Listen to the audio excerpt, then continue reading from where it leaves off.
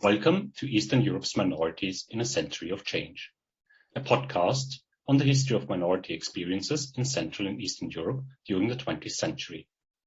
This series is part of the Institute of Historical Research's centennial commemorations, Our Century, Looking Back, Thinking Forward, and has been organized by the study group. It was made possible through the help and support of the British Association of Slavonic and East European Studies and the Stanley Burton Center for Holocaust and Genocide Studies at the University of Leicester. The study group is a forum devoted to researching minorities and national and regional histories of Central, Eastern and Southeastern Europe, and to promoting closer scholarly collaborations. For more information, please visit our website at studygroupforminorityhistory.com. I'm Jan Rybak, Early Career Fellow at the Birkbeck Institute for the Study of Antisemitism in London. Today, I have the pleasure of speaking to Professor Antony Polonsky. Professor Polonsky is one of the central figures in the development of Polish Jewish historiography over the past decades. He is Emeritus Professor of Holocaust History at Brandeis University and played a leading role in the establishment of the Institute for Polish Jewish Studies in Oxford. He served for 6 years on the Board of Deputies of British Jews. He was also the chief historian and played a key role in the establishment of Polin, the Museum of the History of Polish Jews in Warsaw. There are too many publications to name them all, but I would like to specifically highlight the 3-volume The Jews of Poland and Russia, covering the period from 1350 to 2008, published by the Littman Library of Jewish Civilization between the years 2009 and 2011. Antony is also the general editor of Polin, a journal of Jewish studies. These days, he is working on his memoirs, to which I'm sure many of us are looking forward to. And in this sense, I would not only like to talk about the field of Polish Jewish history and minority history more broadly, but also about his personal path and the development of Polish Jewish historiography over the past decades. So, Antony, welcome to the podcast. Well, thank you very much for this very generous introduction, Jan, and I'm very much looking forward to our conversation. Fantastic. Could you start by telling us a little bit about yourself and what brought you to this field? I was born in South Africa to relatively prosperous Jewish parents, and I grew up in the later years of apartheid in very comfortable circumstances in Johannesburg. My parents, like many other people within the Jewish minority in South Africa, were liberal opponents of the apartheid system. They were close friends of Helen Suzman, the Progressive Party MP, in whose constituency they lived, and they believed that they were for slow change in South Africa, and that they treated their servants, of whom there were 5, so we lived in rather feudal conditions, with great benevolence. Growing up in this condition, in this situation, I reacted against the paternalism and liberal approach to the system of racial oppression in South Africa by adopting a Marxist-Leninist position. The big division in the South African left was between the liberals, people who drew on the Cape liberal tradition and on the Christian tradition of opposition to apartheid, and those who rejected this position as being essentially paternalistic and not likely to achieve major change. To people like myself, mostly young Jews and Indians, what attracted us to Marxism-Leninism was that it enabled us to ally with what we thought was in a class conflict, because to the Marxist-Leninist left in South Africa, what we had in South Africa was not a racial conflict, which in retrospect I have to say was obvious to everybody, but a class conflict. And in this class conflict, we thought that we could ally ourselves with the African proletariat and with the proletariat of the whole world. I should add that the Communist Party of South Africa was a key factor in the liberation movement, and in the late 1950s certainly played a dominant role in the Congress movement, the principal movement trying to overthrow the the apartheid system. It was an underground party, and you had to be asked to join, and I was asked to join by a prominent member of the South African Communist Party, Ruth First, who was later assassinated, the wife of Joe Slovo, Secretary General of the party. She was later assassinated by the South African secret police in Mozambique. But I rejected this invitation because I felt, like a number of my friends, that this Communist Party was essentially too bureaucratized, and that it also had a legacy, a heritage of political oppression, which had been clearly manifested in the Stalinist years in the Soviet Union. South Africa, in this respect, was rather unusual in that it was one of the few places where people like myself, who I suppose would be classed elsewhere as Trotskyites, that is to say, Marxist-Leninists, but in opposition to the Soviet system, and people who were members of the Communist Party were not only allied, but worked closely together. And this was very important to me because I was part of a Popular Front organization, the Congress of Democrats, which was part of the Congress movement. And we had a weekly study session, and this was conducted by a leading member of the South African Communist Party of South Africa called Jack Simons. Jack Simons was an unusual individual because his father was a Jewish immigrant from England, rather unusual in the South African Jewish community, one of the older people from one of the older South African Jewish families, but his mother was Afrikaans. So, and that sort of marriage was rather unusual in South Africa in those days. In his study session, Jack pursued the argument that what we had in South Africa was not a racial but a class conflict, and indeed he wrote a book on race and class in South Africa. And I remember one of the discussions that we had on this topic, he said, if you want to see how what looks like racial conflict has actually emerged from what is in effect a class conflict, you have to look at the history of inter-ethnic relations in the Russian Empire or in the Austro-Hungarian monarchy. This stayed with me. I just, in parenthesis, add that Jack Simons later was unable. He was, at this stage, he was still lecturing at the University of Cape Town, but he was barred from lecturing, and he ended up as the chief political commissar of the armed forces of the Umkhonto we Sizwe, the African National Congress, in southern Angola, and died shortly after the achievement of majority rule in South Africa. And I went to his memorial service at St. George's Cathedral in Cape Town. And this was notable for two things. One of the speeches was made by another member of the South African Communist Party, Albie Sachs. And Albie Sachs gave a long address in which he said, my goal is to prove that it's possible to be a communist and a Democrat. And he gave something that came, an address which could have come out of the mouth of Rosa Luxemburg. And it was really quite impressive.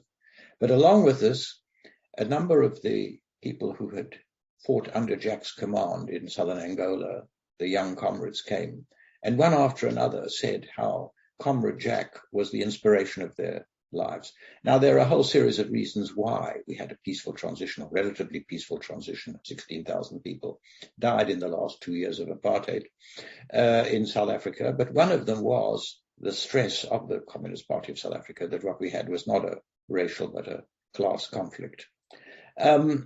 So when I came to England, I was above all interested in studying National Socialism. I was trying to understand what we had in South Africa, which was in some sense a fascist system, certainly racially based, but it also preserved certain peculiar vestiges of free speech and of political argument. It was a rather complicated system, but I was seeking to understand it. And in order to do this, I thought that one needed to study again or look again at the history of German National Socialism. And I spent several summers in various courses in Heidelberg, Vienna, and Göttingen. And but when I finished my second undergraduate degree, because when I went from South Africa, where I did a first undergraduate degree, to Oxford, where they encouraged you to do a second undergraduate degree in 2 years instead of 3, it seemed to me that all of the interesting topics in the history of German National Socialism had already been investigated. This was in the early 1960s, just before the great Fischer controversy and the subsequent further evolution of the study of National Socialism. I was clearly wrong, but I was looking for an alternative fascist or semi-fascist country where I could explore the interaction between ethnic and class politics. And the two countries which seemed to me the most interesting were Hungary and Poland. But coming from a background, my mother's family were Russified. They came from Lithuania and Belarus, essentially. Poland was much more attractive. I've always wanted to learn Russian, and this was a way to learn Russian, paradoxically, but that's how I saw it. And in addition, although, as I said, South Africa was in many ways a fairly tightly controlled dictatorship, there were whole areas where one could get away with all sorts of odd political divergences. And one of these was that it was possible in South Africa to see all of the great Polish films of the late 1950s. I saw everything that was made by Vida, and I was Ashes and Diamonds, Canal, and I was very much influenced by what I thought was the independent Polish road to socialism of Gomulka. And so when I was looking for a doctoral dissertation, I thought that it would be interesting to look at the breakdown of democratic institutions in Poland. Why did the democratic institutions established after the First World War, when Poland reemerged after 130 years as an independent state, why did these institutions function badly? And I got a British Council scholarship to Poland in 1965, just at the period when the political system, the Stalinist system, was in the process of collapse. Well, the Stalinist system had collapsed in 1956, but the Gomulka regime, which had replaced it, was now moving into a major crisis.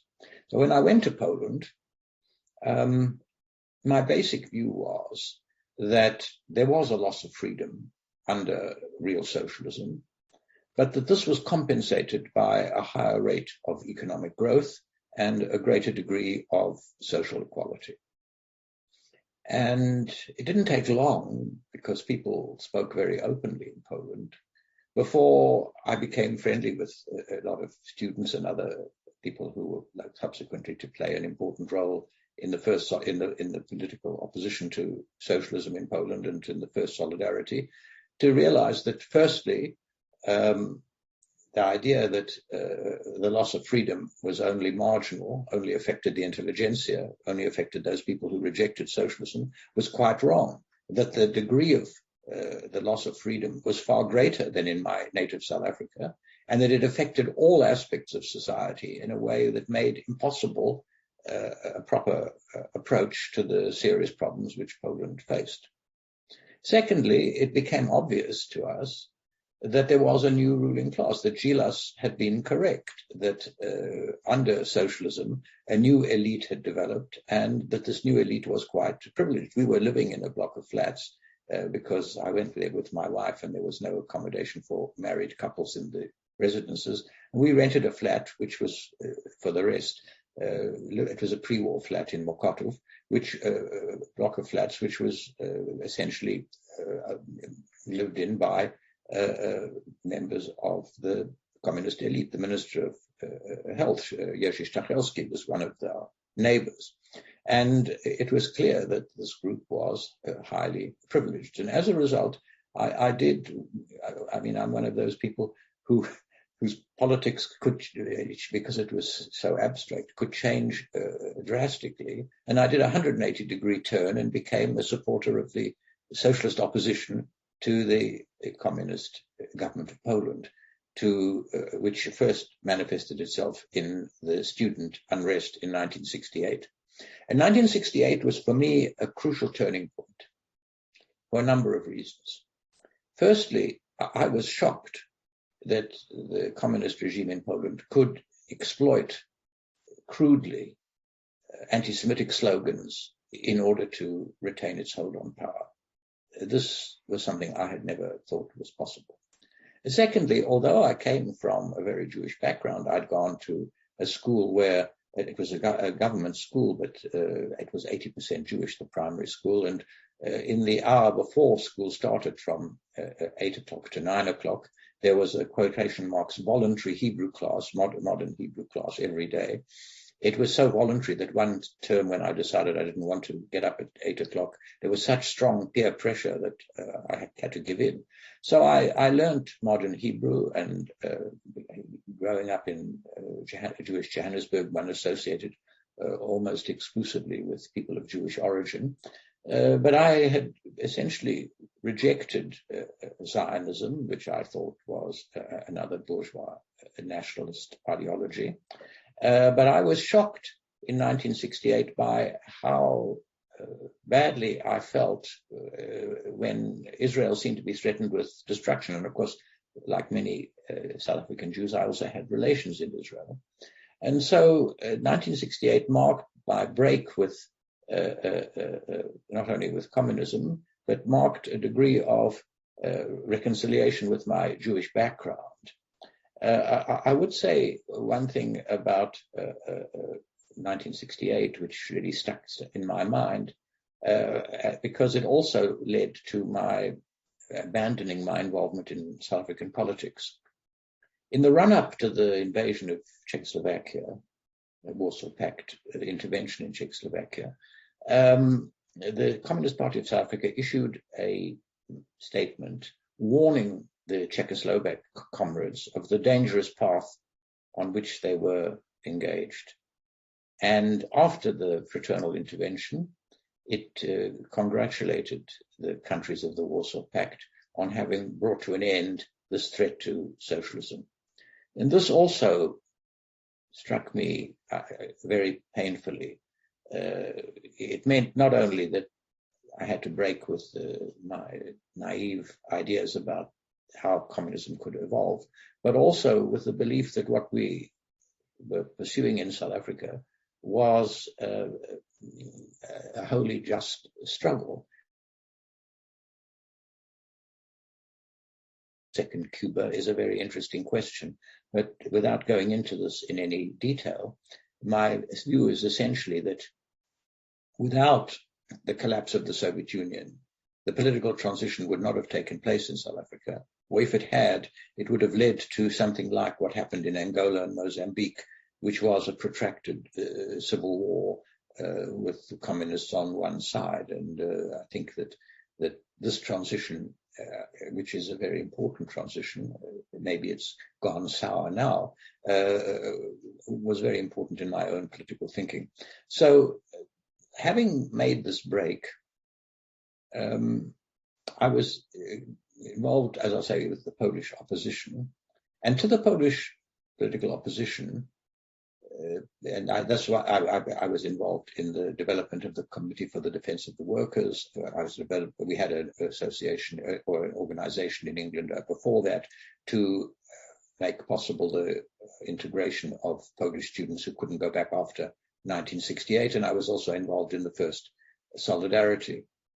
Now, among the people that I knew, and there were many people who later were quite prominent in Polish politics, Jan Rybak, Adam Michnik, and many others. I don't want to mention too many names, but in this whole group, one of the big questions about the introduction of martial law in December 1981 was, why were we so easily defeated?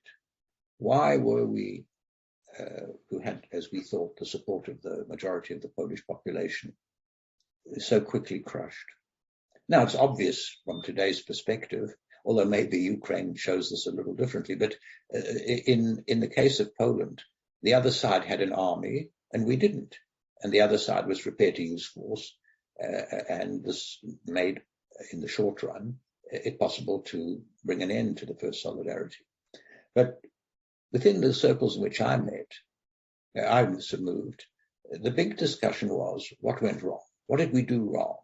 And there were a whole series of explanations, but one explanation which was frequently put forward, and within these circles there were a significant number of people of Jewish origin, as is well known, was that we had made an inadequate reckoning with the chauvinistic and anti-Semitic aspects of the Polish past. And people said to me, do you have links in the Jewish world? Because we need to move to establish some sort of dialogue so that we can deal with these problems and resolve the difficult issues which clearly, at least in our view, made more difficult the establishment of a pluralistic and democratic political system. So that's how I got involved in Jewish matters, because given that I'd had this Hebrew education, I could read Hebrew, and given that I'd learned German and knew Hebrew anyway, and if you know, I mean, I shouldn't really say this, but I mean, if you know German and you know Hebrew, I mean, comfortable with the Hebrew alphabet, Yiddish is not a major problem, as I'm sure you've discovered.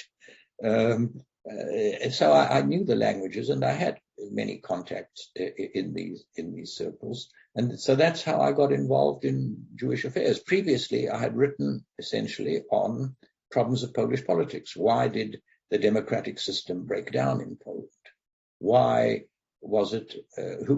How did the Polish question evolve during the Second World War? Why did the Second World War end with a communist-controlled Poland? How did the communists take power in Poland? What was the nature of the communist power in Poland? These were the questions with which I was preoccupied. And I should say that one of the main lessons that I drew from 1981 was that we had not understood sufficiently, and I suppose this maybe even remains true today, understood the nature of Soviet communism or of Russian nationalism. And I started learning Russian then, or improving my Russian. And I think that this was helpful in the context of my understanding of Poland, because I think if you associate mostly with people in Poland, you need to counteract the prevalent Russophobia. I think this remains the case today, actually, although who can defend the Russians in the circumstances? But Russia is more than Putin, and this is another tragedy which one could talk about. Thank you. Could you tell us, or building on that chronologically, could you tell us about the process of writing Polish Jewish history then? In the period of transition in the 90s, you said that the idea of reckoning with Poland's past, anti-Semitic and chauvinistic past, was so crucial also for the remaking of Poland and the redefining of Poland, and that Polish society finding itself in the context of this transition. Could you tell us a bit about the atmosphere, the processes, the scholarly questions that people had when they approached Polish Jewish history, and also the question of the history of other minorities in Poland in this period? The 1980s, that is the period from the establishment of martial law to the negotiated end of communism in the summer of 1989, is a crucial period here. And this was a period in which we were quite optimistic, perhaps naively so. The fact was that Polish self-esteem, in spite of the defeat of martial law, was enormously increased by the fact that Poland was the most important, well, I'm now talking in Polish terms, but seemed to be the country which was in the front line of the attempt to transform the Soviet bloc. And that contrary to the history of the country, where there had been a series of unsuccessful and often futile insurrections, on this occasion, the Poles showed great self-discipline and avoided violence and avoided a clash which could have led to civil war. And here, I'm not going to support General Jaruzelski and the people around him, but they do. I mean, I think that it's interesting that in the last analysis they held back from extreme violence, although the introduction of martial law was marked by violence. So the decade from 1980 to 1990 was one in which all aspects of the Polish past could be re-examined. The government itself was trying to establish a degree of popular support, so it allowed people to travel, it allowed relatively free exchange of opinion, certainly in the underground press. And this made possible a series of conferences on the Polish Jewish past. The first of these took place in Columbia in 1983 in New York. I wasn't there, but the problem with this conference was, I think, twofold. One, it was held in New York and was open to the public, which obviously is a good thing at one level, but it meant that there were a lot of people with great bitterness on both sides who turned up and prepared, and this made serious exchange of opinions more difficult to achieve. And secondly, it was before the Polish government was prepared to allow large numbers of people from Poland to go to such a conference. The second conference was held in Oxford in 1984. And this was a real breakthrough. It was a breakthrough because it was held in a fairly scholarly atmosphere in Oxford.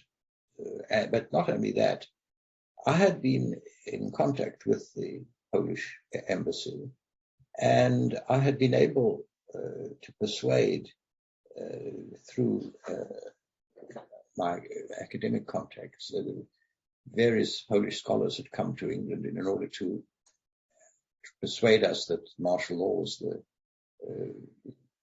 the least bad alternative. Jerzy Wiatra was the most important of these. I had lunch with Jerzy Wiatra, and he explained what he was doing. I said, look, Jerzy, you're not going to persuade me that martial law is a good thing, and I'm not going to persuade you that there was no alternative but for martial law. Well, let me raise another matter, which is that we are trying to organize this conference, and none of the Polish scholars have been given visas. And this is a scholarly conference, and we believe that the open discussion of Polish Jewish issues is something that's crucial if we are to establish a pluralistic and democratic society. And he said, well, you've persuaded me. If you come to the embassy on the 22nd of July, the Polish National Day, there was at that stage, a boycott of the embassy. I'll introduce you to a person who is crucial in this, and you can see if you persuade him. Anyway, I went there and I met the first secretary, Zygmunt Bakov, his name was. And I said what I'd said to Jerzy Wiatra, and he said, well, what you had to say is interesting. Why don't you stay after the embassy party, come to my room and we'll talk about this. So we talked, and he said, I'm going to cable Warsaw that they should send people, that they shouldn't refuse people visas. Now, of course, interesting why they took this position. I like to say later looked at my file. They thought that I had influence on people in Israel, and that this could facilitate the development of trading relations and diplomatic relations with Israel, which of course is completely naive. I was not an important person in that sense. But the fact was that a significant number of people came to the conference, Jerzy Turovich, Jerzy Tomaszewski, but also a significant number of Israelis, Yisrael Gutman, for instance.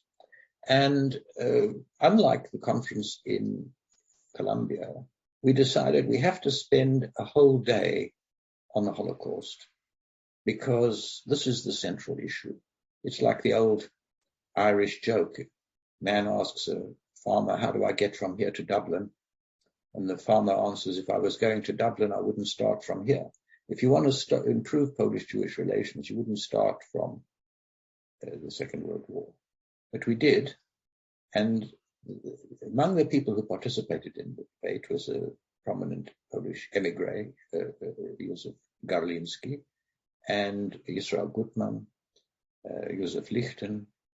It was a very painful debate, but as it went on, people spoke more and more openly, and it became more and more apparent that there was a desire on both sides to get beyond the primitive cliches that all Poles had been eager to rescue Jews, that anti-Semitism was a marginal factor in Polish life, that it was the Jews themselves who had collaborated with the Nazis in their own destruction. All of these tropes, which were part of the discourse, were undermined. And it was felt that we really had achieved something. And it was out of this that it was decided to set up a yearbook to study Polish Jewish history, which you mentioned. Polin was established at the house of Jerzy Kolakowski, the philosopher, another figure deeply committed to these changes. Leszek Kolakowski, I'm sorry, somebody committed to these changes. And this meant that the subsequent conferences, which were held in Krakow and in Brandeis and ultimately in Jerusalem, and the showing of the film Shoah by Claude Lanzmann, which was organized in Oxford in the presence of a number of people from Poland, including Jerzy Turowicz and Jerzy Tomaszewski, created a new atmosphere. And this atmosphere dominated the 1990s. And two new factors developed in the 1990s. The first was there were a series of Polish Jewish writers, Henryk Grinberg is a good example, who now began to describe their experiences, children in occupied Poland. And their experiences were largely negative, and these were very difficult to negate because they were first-hand descriptions.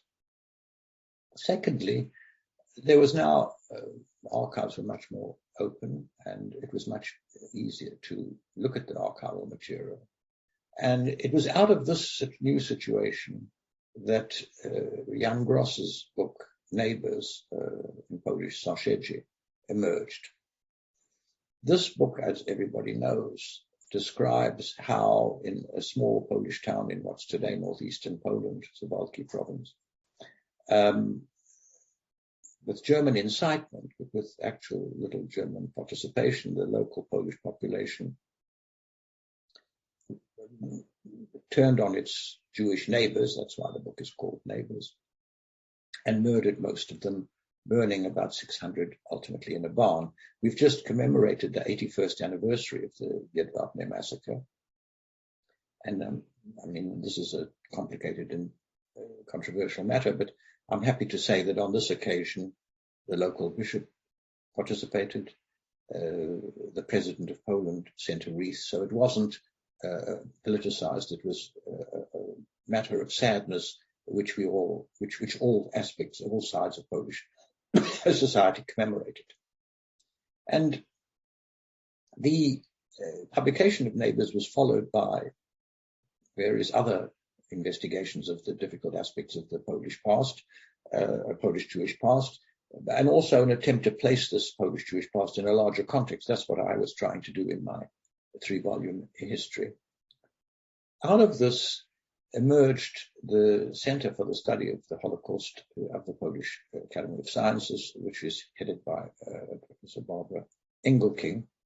And their research is important because what they did was they looked at what one might describe as the third stage of the Holocaust in Poland. The first stage is the German invasion and the use of mobile killing squads to kill, firstly in the Soviet Union, Jewish commissars and other communist officials, then or male Jews, and then Jewish women and children.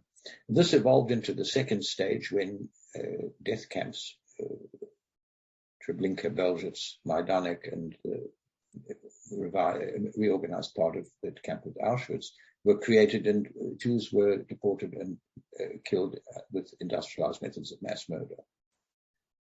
In these two stages, the amount of non-Jewish involvement was relatively small.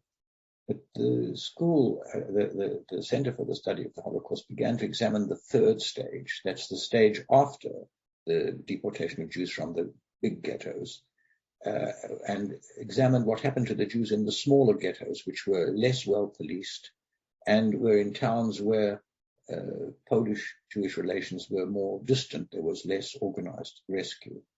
And the figures are disputed, but probably around 200,000 people, Jews, escaped from these ghettos, but most of them did not survive. They were hunted down by the German occupying force, but with the assistance of the Polish police established by the Germans, a collaborationist force, and other collaborationist elements such as the village administrations, and in some cases also sections of the Polish underground, which saw these people as endangering the civilian population.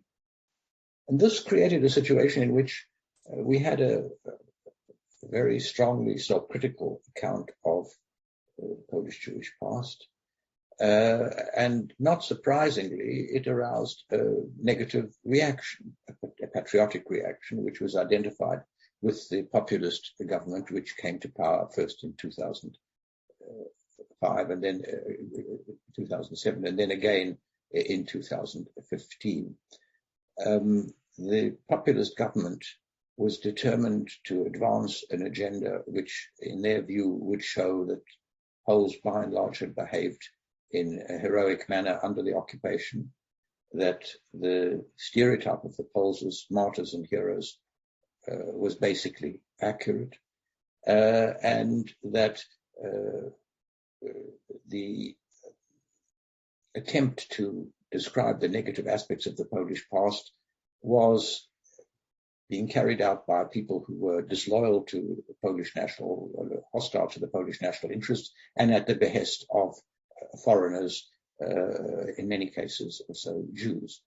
Now, this meant that such controversies are normal in historical investigation.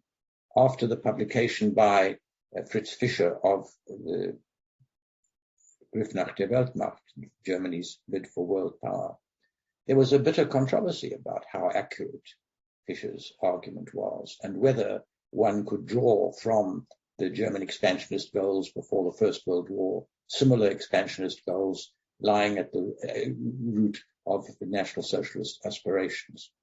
And this controversy was very bitter, but in the end, it led to the creation of some degree of consensus. This didn't happen in Poland. The two groups remained far apart. The situation has changed now with the Russian invasion of Ukraine. The Russian invasion of Ukraine is clearly seen by many people in Poland as a direct threat to Polish independence, correctly. And it's also meant that the old disputes between Poles and Ukrainians, which were very bitter, at least 70,000 Poles died in the attempts at ethnic cleansing in Volhynia and former East Galicia, and at least 10,000 Ukrainians were killed in the various reprisals undertaken by the Polish forces. These figures are low, could give higher figures. Some people give a figure of 100,000 Polish dead. But this appears less important. You could see this in the recent controversy over the remarks of the Ukrainian ambassador in Berlin, who was in fact dismissed by the Ukrainian government for supporting the position of Petlura, who was the main leader of the Ukrainian. I mean, he was in a German camp, but he had been one of the people who had established the movement to resist both communism and National Socialism. And the hope is, I think, that in this new situation, Polish civil society has shown great energy in its attempt to support the Ukrainian refugees and to support the Ukrainian struggle. And this has been reciprocated by the Ukrainians. The hope is that this will create a different atmosphere in which these difficult issues between Poles and Jews can also be discussed in a more balanced way. There are indications that this is taking place. I mentioned what happened in Birkbeck. There are also indications that the older political narrative is still, or at least the apologetic narrative, is still being pursued. But a lot will depend on really what happens ultimately in Ukraine. And it's difficult, to predict what can happen here.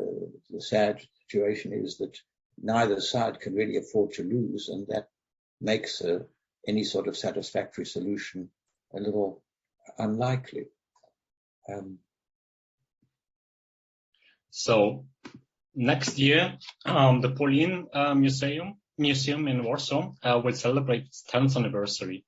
You played a leading role in the creation of this institution, which I believe, knowing this place quite well, is absolutely unique in a European and international context.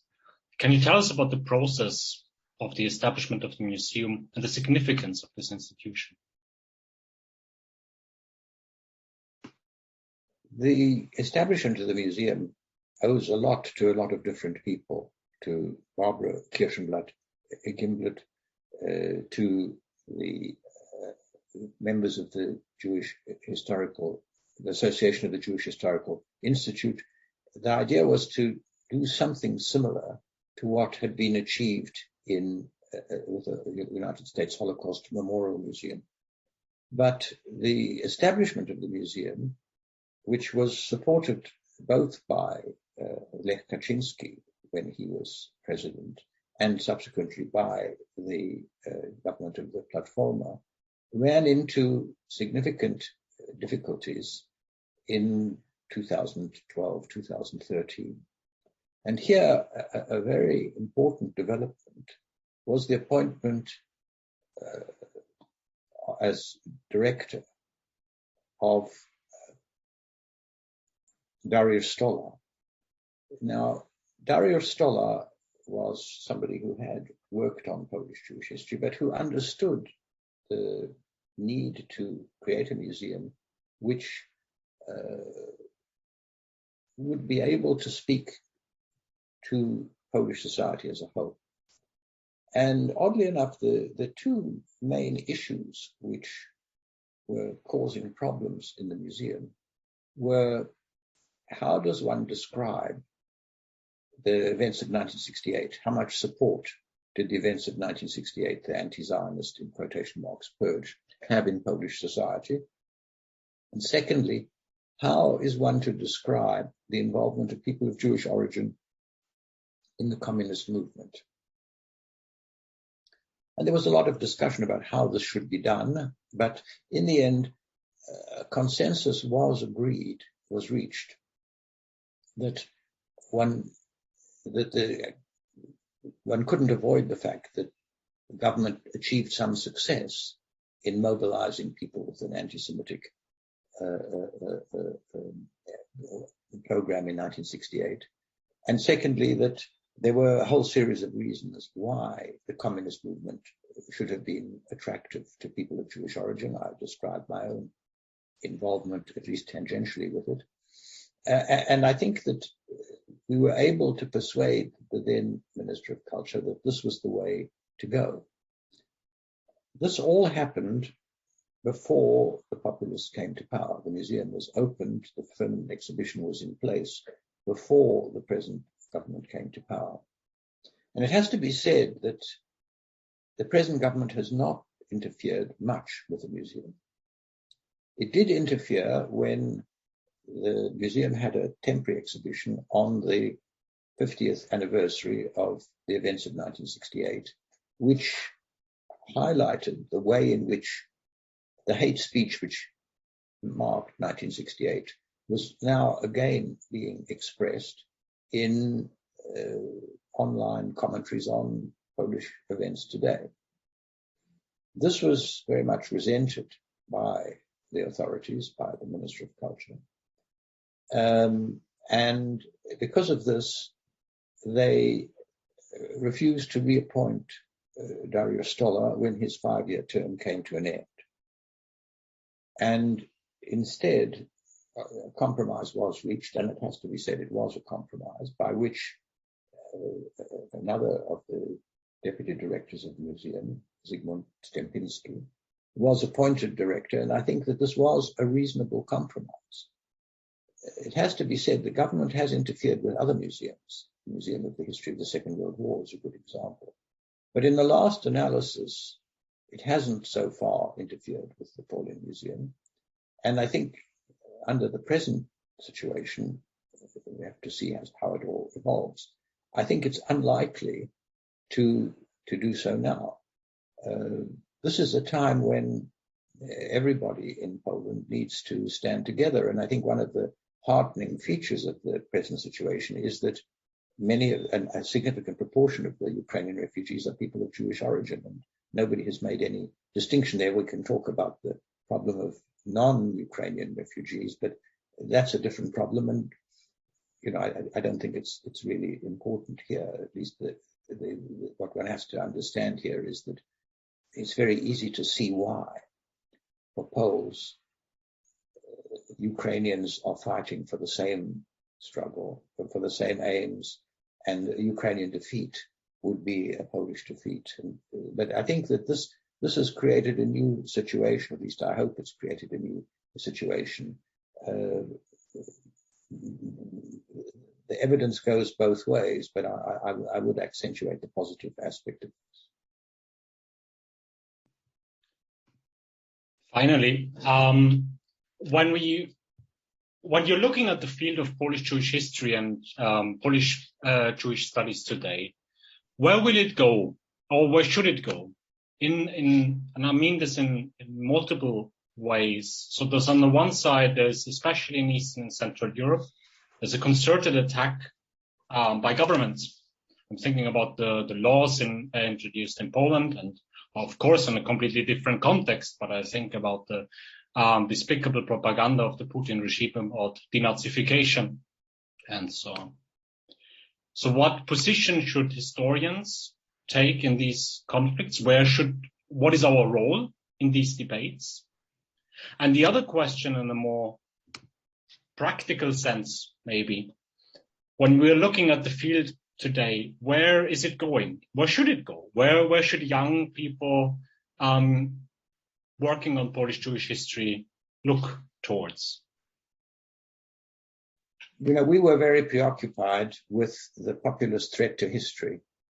And the populist threat to history was dangerous, and it was something which affected, if we take the Polish case, but you could find the similar reactions elsewhere in Eastern Europe, particularly in the areas which have suffered violence in the 1990s, Serbia, Croatia, Bosnia, Macedonia, Bulgaria. Well, Bulgaria is a little different from that, but in all of these areas, apologetic historians or apologetic history has been an important element of what's going on. And you can also find this even in Germany, where a serious attempt was made to come to terms with the difficult past, but now there has been attempts to argue that this had gone too far.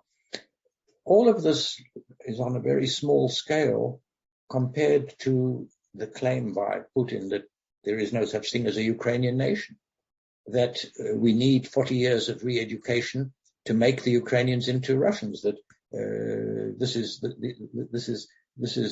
not a question of, when he talks about denazification, what he means is Russification. And I think we are aware that there's a difference between what is going on in Russia and what is going on in Eastern Europe. What this means, and I think that you can see this clearly in the whole way in which the issue of the UPA and of the ON in Ukraine has been discussed in recent weeks. It's very important to say that we understand why in the past some Ukrainians supported formations which saw the future of Ukraine as being linked with a National Socialist victory. But this was a mistake. This was an understandable mistake, but it was a mistake. And we need to recognize that we need to examine all of this and explain the context. And I think that if we are to build a democratic and pluralistic world, we have to reckon with a past which is difficult, complex, and often disputed. This is part of the way in which democratic societies function. But I would say here, and I mean, this is what we should be doing. I'm talking now in I hate to say this, rabbinic terms or priestly. I mean, these are moralistic rather than political terms. But this is a serious problem. And I mean, if I look at my own life, I've been preoccupied with transitions, with three transitions, with the transition from white supremacy to majority rule in South Africa, with a transition from communist monopolistic political system in Poland to a pluralistic and democratic system, and to transition which hasn't taken place yet, to some sort of accommodation between Israelis and Palestinians in the Near East. In the year 2012, you could say, well, the first two are well established and the third transition is moving ahead. It's much more difficult to do that today. It's much more important today than ever for us to stress the value of history which seeks to explain rather than to condemn or apologize or justify. I was just in both Serbia and Croatia, and I mean, we're a long way there from getting to a situation where we can understand how it was, as Gross himself said, this is what inspired him, how neighbors could kill neighbors, how people could kill people whose first names they knew. And this is, of course, the same problem which we look at in some aspects of the elements which you see in Poland or Ukraine, Belarus, Lithuania, during the Second World War. We can see it happening again. And in a situation where we can see it happening again, we need to learn from the past. But it's much more difficult because the situation is not resolved. And I just read a prophetic article written by Arthur Schlesinger Jr. in 1997. In 1997, he wrote an article in Foreign Affairs in which he said, which he asked the question, can democracy survive? And he says, democracy survived the 20th century by the skin of its teeth. And it's going to be very difficult for democratic institutions to survive the 21st century.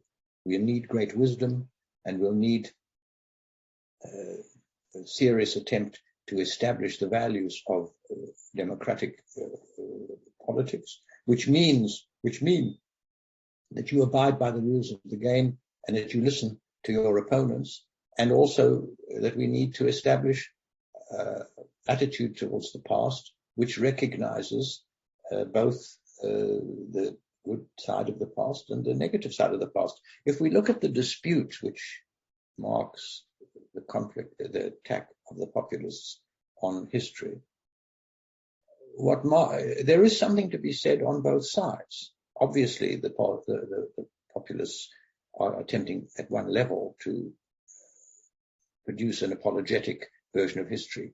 But there is a need for a history which stresses patriotic values and which stresses those elements of the national past which unite us. But there's also a need for a history which stresses what went wrong, where we made mistakes, and what we need to do to create a national community which includes all of the elements in the society, both in the past and in the present.